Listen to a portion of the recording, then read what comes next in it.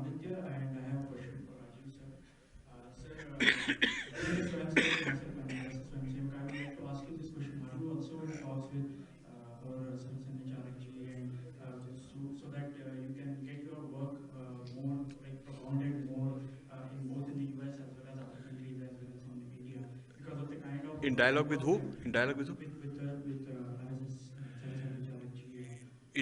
It's you have to request your leaders.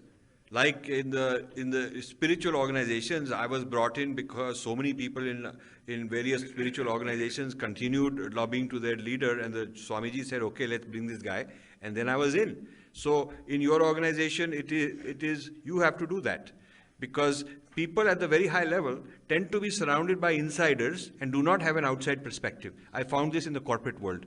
As a management consultant, the top guys would bring a person like me from the outside because they were too insulated and they were getting the same views. And so they needed an outside perspective. So any big old organization becomes stodgy unless you bring outsiders. And I don't want to name organizations, but I think certain organizations in India have become inbred, stodgy, built on obedience, not on challenging, not on provocative ideas.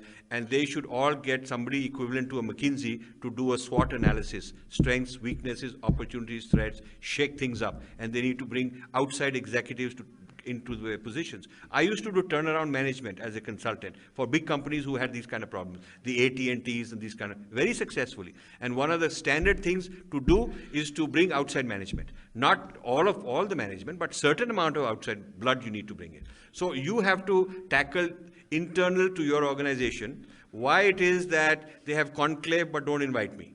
They invite, half the people they invite are actually reading my stuff and repackaging it.